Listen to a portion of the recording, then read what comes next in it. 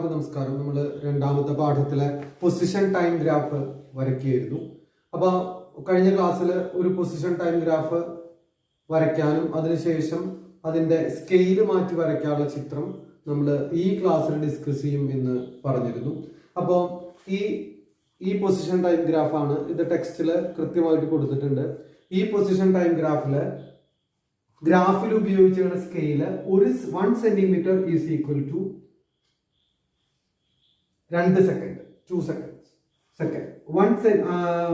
Distance position എത്രയാ? 1 centimetre is equal to 10 metre.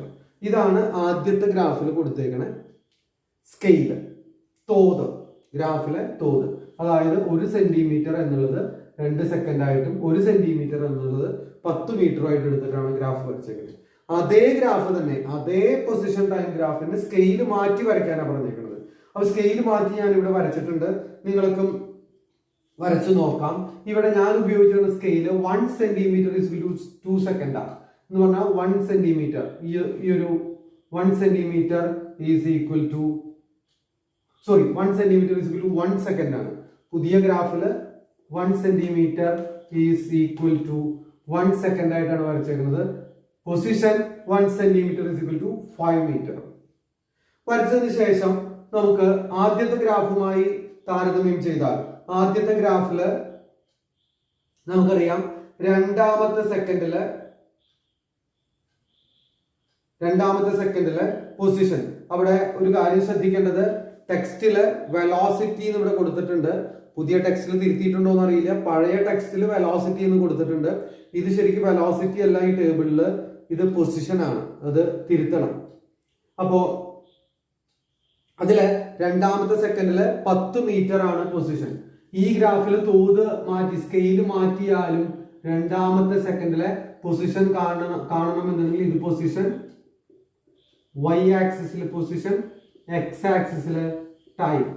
x അക്ഷത്തിൽ സമയവും y അക്ഷത്തിൽ സ്ഥാനവും. അപ്പൊ രണ്ടാമത്തെ സെക്കൻഡിലെ സ്ഥാനം കാണണം എന്നുണ്ടെങ്കിൽ രണ്ടാമത്തെ സെക്കൻഡിൽ നേരെ ഗ്രാഫിലേക്ക് ഒരു വര വേണമെന്നുണ്ടെങ്കിൽ വരയ്ക്കുക, അല്ലെങ്കിൽ നേരെയുള്ള വരയുടെ നേരെ അത് ഈ ഗ്രാഫിൽ, ഇതാണ് പൊസിഷൻ ടൈം ഗ്രാഫ് എന്ന് പറഞ്ഞാൽ ഈ സ്ട്രെയിറ്റ് ലൈൻ ആണ്. അപ്പൊ പൊസിഷൻ ടൈം ഗ്രാഫിൽ അത് വന്ന് മുട്ടി അവിടെ നിന്ന് നേരെയുള്ള പൊസിഷൻ നോക്കുക. അപ്പൊ നമുക്ക് എത്ര കിട്ടും? 10 ആണ്. നേരത്തെ കിട്ടിയ വാല്യൂം എന്താ? 10 ആണ്. രണ്ടാമത്തെ സെക്കൻഡില് 10 ആണ്. അതായത് ഇതിൽ നിന്ന് മനസ്സിലാക്കേണ്ടത്, സ്കെയില് തോത് മാറ്റിയാലും നമുക്ക് പൊസിഷന് അല്ലെങ്കിൽ ഗ്രാഫിന് അല്ലെങ്കിൽ ചലനത്തിന്റെ സ്വഭാവത്തിന് യാതൊരു മാറ്റവും വരില്ല. അതാണ് ഇവിടെ ടേബിളിൽ പറഞ്ഞേക്കുന്നത്. അത് അറിഞ്ഞിരിക്കണം. എന്താണ്? we use scales while drawing graph to contain the given measurements on a graph paper. അതായത് നമുക്ക് കൂടുതൽ വാല്യൂസ് എഴുതണമെന്നുണ്ടെങ്കിൽ സാധാരണ നമ്മുടെ ഗ്രാഫ് പേപ്പറിൽ ഒരു 10-15 സെന്റിമീറ്റർ മാത്രമേ അടയാളപ്പെടുത്താൻ പറ്റുള്ളൂ. അപ്പൊ അതിനനുസരിച്ച് നമുക്ക് ആ ഗ്രാഫിനെ ആ പേപ്പറിൽ ഉൾക്കൊള്ളിക്കണം എന്നുണ്ടെങ്കിൽ തോത് അല്ലെങ്കിൽ സ്കെയിൽ നമുക്ക് അതിനനുസരിച്ച് മാറ്റേണ്ടി വരും. ചില കേസിൽ ചിലപ്പോൾ നമുക്ക് 1 സെന്റിമീറ്റർ 1 സെന്റിമീറ്റർ 1 സെക്കൻഡ് എന്ന് എടുക്കാൻ പറ്റും. ചില കേസിൽ പറ്റില്ല. നമുക്കൊരു 30 സെക്കൻഡ് സമയത്ത് ഗ്രാഫ് അടയാളപ്പെടുത്തണം എന്നുണ്ടെങ്കിൽ നമുക്ക് 1 സെന്റിമീറ്റർ 2 സെക്കൻഡ് എന്നോ 5 സെക്കൻഡ് എന്നോ ഒക്കെ മാറ്റേണ്ടി വരും. അങ്ങനെ മാറ്റം വരുത്തിയാലും വാല്യൂവിന് യാതൊരു മാറ്റവും വരില്ല. സ്കെയിൽ കൂട്ടിയാൽ ഗ്രാഫിന്റെ സൈസ് കുറയുന്നു മാത്രം. എന്താണ്? അപ്പൊ അതാണ് പറഞ്ഞത്, we use scales while drawing a graph to contain the given measurements on a graph paper. The size of the graph decreases as we increase the scale considered, but the value doesn't change. അതായത് തോത്, ഗ്രാഫിലെ തോത് വലുതാക്കി കഴിഞ്ഞാൽ ഗ്രാഫിന്റെ വലുപ്പം കുറയും എന്നല്ലാതെ സമയത്തിന്റെയോ പൊസിഷന്റെയോ സ്ഥാനത്തിന്റെയോ വിലകൾക്ക് യാതൊരു മാറ്റവും സംഭവിക്കില്ല. ഇനി അടുത്തതായിട്ട് നമ്മൾ അടുത്ത ഗ്രാഫ് ഡിസ്കസ് ചെയ്യാൻ പോവാ. അടുത്ത പൊസിഷൻ ടൈം ഗ്രാഫ് ഡിസ്കസ് ചെയ്യാൻ പോവാ. ആ പൊസിഷൻ ടൈം ഗ്രാഫ് ഒരു കാറിന്റെ പൊസിഷൻ ടൈം ഗ്രാഫ് ആണ് കൊടുത്തിരിക്കുന്നത്. 0 സെക്കൻഡില് 0 മീറ്റർ. നമ്മള് കാർ അനങ്ങാൻ തുടങ്ങിയിട്ടില്ല, സ്വാഭാവികമായിട്ടും 0 മീറ്റർ. 2 സെക്കൻഡ് കഴിഞ്ഞപ്പോൾ കാറ് 5 മീറ്റർ സഞ്ചരിച്ചു.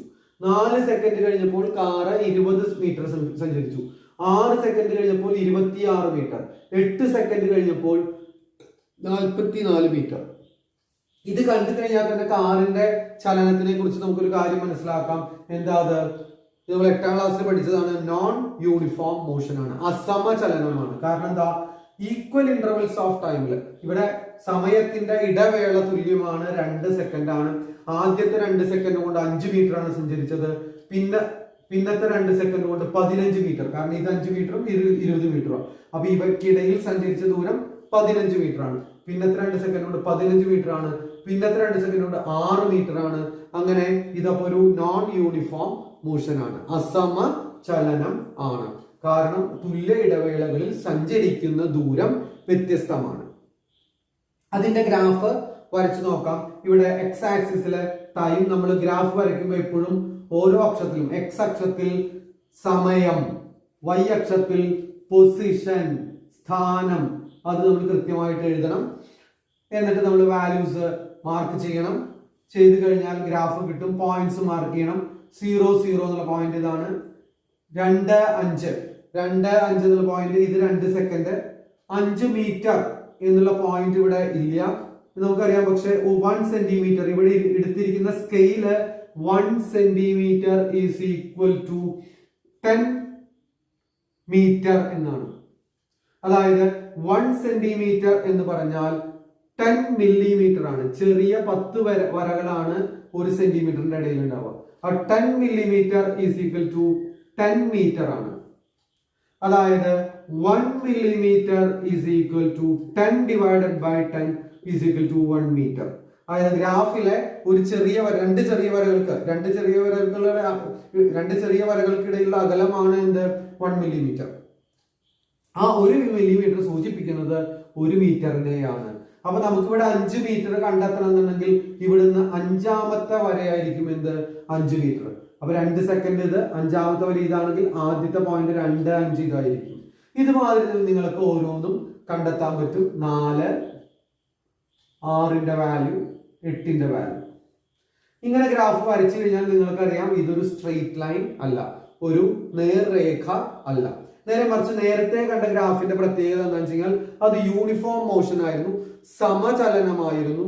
തുല്യ ഇടവേളകളിൽ, ഈക്വൽ ഇന്റർവെൽസ് ഓഫ് ടൈമിൽ തുല്യ ഇടവേളകളിൽ എന്താണ് പ്രത്യേകത, തുല്യ ദൂരമാണ് സഞ്ചരിക്കുന്നത്. The car covers equal distance, തുല്യ ദൂരമാണ് സഞ്ചരിക്കുന്നത്. അതിനാൽ ഇത് യൂണിഫോം മോഷൻ ആണ്.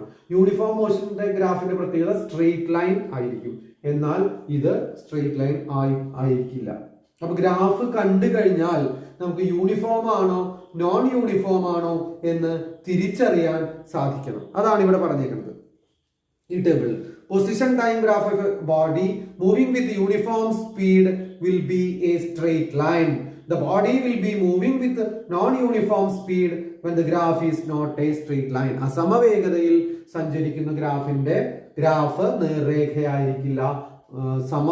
സമവേഗതയിൽ സഞ്ചരിക്കുന്ന അല്ലെങ്കിൽ സമചലനത്തിലുള്ള ഗ്രാഫിന്റെ ഗ്രാഫ് എങ്ങനെയായിരിക്കും, സ്ട്രെയിറ്റ് ലൈൻ അല്ലെങ്കിൽ നേർരേഖ ആയിരിക്കും.